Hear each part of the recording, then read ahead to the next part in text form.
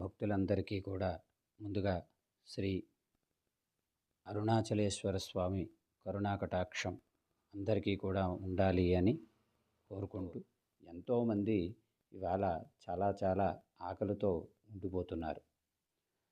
అటువంటి వారందరి కోసం మరి ఈ రోజున 108 మండలాలు దీక్షతో కాశీ, అలాగే అరుణాచలం, అలాగే హిమాలయాల్లో ఎంతో కఠోరమైనటువంటి దీక్షను చేసినటువంటి శ్రీ అరుణాచల ఉదయగిరి స్వామివారు, వారి ఆశ్రమం వసతితో కూడుకున్నటువంటి ఆశ్రమం. ఇది నేను నాకుగా చెబుతున్నటువంటి అంశం. నా అనుభూతిని మాత్రమే నేను ఇక్కడ వ్యక్తపరుస్తున్నాను. నేను ఇవాళ ఈ క్షేత్రానికి 3 రోజుల క్రితం ఇక్కడికి రావడం జరిగింది. అలా వచ్చినప్పుడు ఆశ్రయం ఎక్కడ పొందాలి, అలాగే నా పిల్లలకి నేను అన్నం ఎక్కడ పెట్టుకోగలగాలి అనేటువంటి అనేక ఆలోచనలతో నేను స్వామిని దర్శనం కోసం ప్రత్యేకించి శ్రద్ధ వహించి వచ్చాను. అందున నా పిల్లలకి నాకు సరైనటువంటి వసతి, అలాగే చక్కగా ఇంటి భోజనంలా లభ్యమయ్యేటువంటి ప్రసాదం ఎక్కడ దొరుకుతుందన్న ఆలోచనలలో భాగంగా నాకు పరిచయమైనటువంటి మహనీయులే శ్రీ అరుణాచల ఉదయగిరి స్వామివారు. వారు ఎంత గొప్ప హృదయంతో ఎదుటి వ్యక్తిని ముఖపరిచయం లేని వ్యక్తిగే కావచ్చు, పరిచయస్తులే కావచ్చు, ఎవరినైనా సరే ప్రేమతో సాదరంగా ఆహ్వానించడం మాత్రమే వారికి తెలుసు. వారిని ప్రేమపూర్వకంగా మన ఇంటికి వచ్చే అతిథిని ఎంత ప్రేమగా మనం చూసుకుని వారికి చేయాల్సినటువంటి మర్యాదలన్నీ కూడా చేస్తామో, అంతకు మించినటువంటి ప్రేమ ఆప్యాయత వారిలో నాకు కనపడింది. ముఖ్యంగా వసతి. ఇవాళ ఆ వసతి అనేటువంటిది కూడా చాలా తక్కువని చెప్పాలి. ఇవాళ గిరిక్షేత్రానికి ఇచ్చేసినటువంటి వారు ఎంతోమంది చాలా ప్రయాసతో అనేకమైనటువంటి ధనాన్ని వ్యయం చేసుకుంటున్నారు, కష్టాన్ని ఇక్కడ పొందుతున్నారు. కానీ వారి కష్టాన్ని గ్రహించినటువంటి శ్రీ అరుణాచల ఉదయగిరి స్వామివారు, వారు ఆశ్రమాన్ని స్థాపించి శ్రీ అన్నపూర్ణ అన్నదాన ట్రస్ట్ అనేటువంటిది ఒకటి ప్రవేశపెట్టారు. వారి సంకల్పం దీంట్లో ఏదీ కూడా మరొక కోణం నాకు ఎక్కడా కూడా కనపడలేదు. ఈ 3 రోజుల్లో వారింటికి వచ్చినటువంటి వారిని ఎలాగైతే మనం చూస్తామో, మన ఇంటికి వచ్చిన వారిని అదే భావనతో వారి ఆశ్రమానికి వచ్చిన ప్రతి వారిని కూడా ఎంతో ఆప్యాయతతో, ప్రేమతో వారికి కావలసినటువంటివి అన్నీ కూడా సమకూరుస్తూ, వారి వసతి దగ్గర నుంచి వారి భోజన సౌకర్యాలన్నీ కూడా పర్యవేక్షించి, మనిషిని అడిగి, మీరు భోజనం చేస్తారా, అల్పాహారం చేస్తారా, నాకు చెప్పండి అని వారే స్వయంగా అడిగి, వారే స్వయంగా మనకి ఏర్పాటు చేసినటువంటి ఈ అన్నప్రసాదం కూడా నాకెంతో, నా ఇంట్లో కూడా అంత రుచికరంగా, శుచికరంగా, శుభ్రంగా, మడిగా నాకు తింటానా అదేటువంటి భావన నేను ఇంట్లోంచి బయలుదేరినప్పుడు కలిగింది. మళ్ళీ నేను ఏదైతే నా ఇంట్లో నేను అనుకున్నానో అంతకు మించినటువంటి శుచి శుభ్రతలతో, ఎక్కడా కూడా నాణ్యత లోపం లేకుండా చక్కగా ముద్దకూర, పప్పు, అలాగే రసం, సాంబారు, అలాగే ఒక పచ్చడి, అలాగే పెరుగు, ప్రతి వారికి కూడా పట్టెడన్నం. మనకి కావలసినటువంటిది పట్టెడన్నమే, అది వారికి తెలుసు. కానీ మానవుడు అనేక రుచుల్ని ఆస్వాదించి పొట్టను నింపుకుంటూ ఉంటాడు. కాబట్టి వారి ఆకలిని చూసి, వారి ఆకలి తీర్చి, ఈయన ఆ భక్తుడు పడినటువంటి ఆనందాన్ని వాళ్ళ కళ్ళల్లో కనపడుతూ ఉంటే ఆయన చాలా ఆనందాన్ని పొందుతూ ఉంటారు. ఇవాళ ఇవన్నీ నేను ఎందుకు చెప్తున్నానంటే, నేను నాకుగా నాకు అనిపించినటువంటి భావంతోనే నేను ఈ మాటలు చెప్తున్నాను. ఇకపోతే ఆయన గురించి మరొక గొప్ప విషయం ఏమిటంటే, రాత్రి అందరూ నిద్రించినటువంటి సమయంలో 10 గంటలు పైబడిన తర్వాత అన్నదానం చేయడం మళ్ళీ ఎక్కడికి? వారున్న ప్రదేశంలోకే. భక్తుడు ఆకలి కోసం ఎవరైతే తిరగలేని వాళ్ళు, ముసలివాళ్ళు, పేదవాళ్ళు, ఆ రోడ్డు సైడు విశ్రాంతి తీసుకుని ఆశ్రయం కూడా లేనటువంటి వారు ఎంతోమంది మనకి గిరి ప్రదక్షిణ చేస్తూ ఉంటే కనపడుతున్నారు. వారందరి కోసం తపించినటువంటి ఈ అరుణాచల గిరి క్షేత్రంలో నాకు ఉదయగిరి స్వామివారు ఒక్కరే కనిపించారు. ఎందుకంటే వారు అనుకుంటే వారి ఆశ్రమంలోకే వారు ఆహ్వానించుకుని పెట్టుకోవచ్చు. కానీ ఆయన భావన అది కాదండి.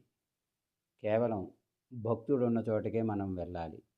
అలాగే ఈ నడవలేనటువంటి ప్రయాసతో కూడుకున్నటువంటి అడగడానికి కూడా ఇబ్బంది పడేటువంటి వారు ఎంతోమంది ఉన్నారు. వారందరినీ దృష్టిలో పెట్టుకుని ఈయనే స్వయంగా ఆ చక్కనైనటువంటి అన్నప్రసాదాన్ని వారి చేతులతో వారే పెట్టడం నేను కళ్ళారా చూశాను. వారు తిన్నటువంటి ఆ ప్రసాదం ఆ కప్పుడు దొన్నెలోనే పెట్టిన కప్పుడన్నానికి వారు తిన్నటువంటి ఆ కళ్ళల్లో ఆనందం ఆ క్షణం నాకు చాలా పారవశ్యం పొందింది. ఎందుకంటే మనమంతా కూడా ఇవాళ ఆశ్రయం పొందడానికి మనం వస్తూ ఉంటాం, తిరుగుతూ ఉంటాం, వీరితో స్వామివారితో మనం మాట్లాడుతూ ఉంటాం. కానీ ఎంతో అడగడానికి కానీ పెట్టమని అడగడానికి తిరగడానికి కూడా ఓపిక లేనటువంటి వారు, ముసలి వారు ఎంతోమంది ఉన్నారు. అంగవైకల్యం కలిగిన వారు, అడగడానికి అబ్బొచ్చి తిరగలేని వాళ్ళు కూడా ఎంతోమంది ఉన్నారు. వారందరి కోసమని ఈ స్వామివారు స్వయంగా రాత్రి అనేటువంటి భావన కూడా లేకుండా వారు తినాలి, అప్పుడే నేను అన్నప్రసాదం స్వీకరించాలి.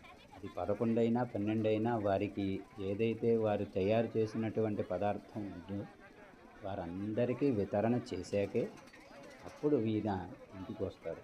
వచ్చి అప్పుడు ఆ అనుభూతిని వారి కళ్ళల్లో కనపడిన ఆనందాన్ని ఆయన చూసి, ఈశ్వర, ఇంతటి శక్తిని నాకు కలగజేశావు, మరింత శక్తి గనక నాకు ఉన్నట్టయితే నేను ఇంతమందికి మించి నేను చేయగలగాడని.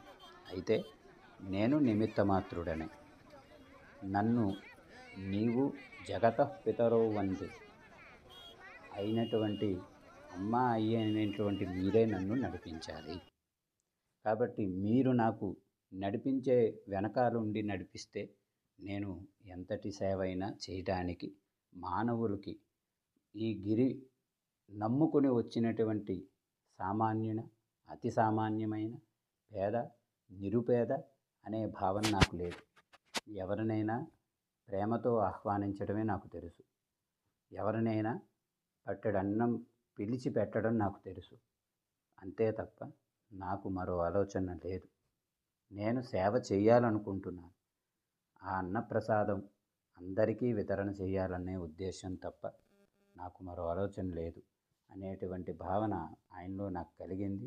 వారిని కూడా నేను వారి సేవ చూసి వారితో కూడా నేను అడిగాను, అయ్యా ఏమిటిది, మీరు ఎంతలాగా ఉంటున్నారు, చేస్తున్నారు, మరి మీకు ఇల్లు వాకిలి అనేటువంటివి ఉంటాయి, మీకు పరివారం ఉంది, మరి వాళ్ళేమిటి అనేటువంటి భావనలో నేను అడిగితే, నాకు ఇవాళ ధైర్యం అన్నది అమ్మ అయ్య అయినటువంటి అన్నామలై స్వామివారు, అలాగే ఆ యొక్క అమ్మవారు నాకు ఎంతటి ధైర్యాన్ని ఇస్తారో నా ఇంటి ఇల్లాలు నాకు అంతకు మించి ధైర్యాన్ని కలగజేస్తోంది.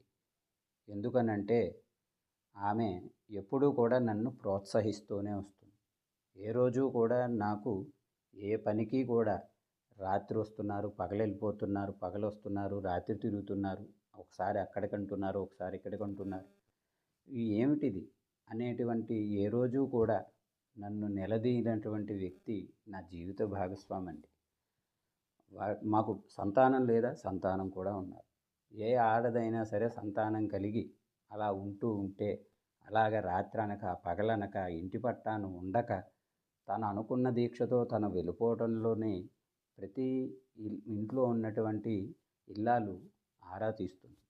కానీ నా భార్య ఏనాడూ నన్ను ఎప్పుడూ కూడా ఆరా తీయలేదు.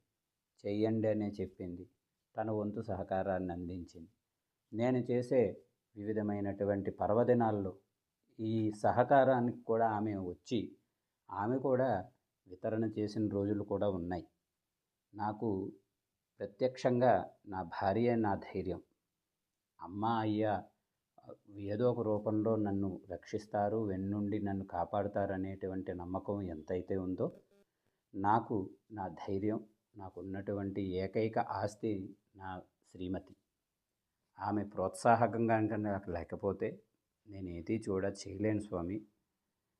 ఎందుకంటే నా సంకల్పం గొప్పదే కావచ్చు, కానీ నాకు సంతానం ఉంది, భార్య ఉన్నారు. కానీ వాళ్ళకి ఆలనా పాలనా చూడాలి. వారికి పిల్లలకి ఎప్పుడు ఏది ఇవ్వాలో అవి అందజేయాలి. వారి చదువులకి అన్నీ కూడా స్కూల్ ఫీజు కానీ అలాగే వారికి కావలసినటువంటి ఏర్పాట్లన్నీ చేయాలి. ఇవేవి కూడా నా దృష్టిలో ఎప్పుడూ నా భార్య పెట్టదు. అన్నీ తానై పిల్లలకి తండ్రి అనేటువంటి భావనని చులకన భావంతో కాకుండా భక్తి భావనతోనే ఆ పిల్లల్ని పెంచుతూ సన్మార్గంలో నా భార్య పెంచే తీరు నా కళ్ళమ్మట నీళ్ళు తెప్పిస్తుందండి. ఆమె తప్ప మరో ఇతర ఆడవాళ్ళ అయితే నా సంసారిక వైవాహిక జీవితం ఏమిటా అని ఒక్కొక్కసారి నాకు అర్ధరాత్రి పూట పడుకున్నప్పుడు అనిపిస్తుంది. అయినప్పటికీ కూడా నా సంకల్పం ఒక్కటే. నన్ను, నా ఆశ్రమాన్ని నమ్మి వచ్చినటువంటి భక్తుడు ఎవరూ కూడా బాధపడకూడదు. అందున ఈ మహిమాన్వితమైనటువంటి, ఎంతో పుణ్యస్థలమైనటువంటి, ఎంతో చారిత్రకమైనటువంటి కలిగినటువంటి ఈ క్షేత్రం శ్రీ అరుణాచలగిరి క్షేత్రం.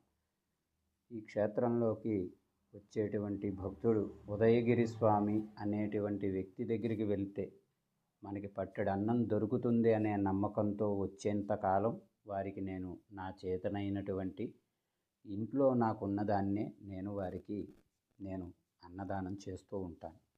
అంతే తప్ప నాకు ఈ అన్నదానం పేరు ద్వారా ఏదో నాకు లబ్ధి చేకూరాలని కానీ, నేను ఏదో ఒక విధమైనటువంటి ప్రయోగం చేయాలని కానీ నా ఉద్దేశం కాదు.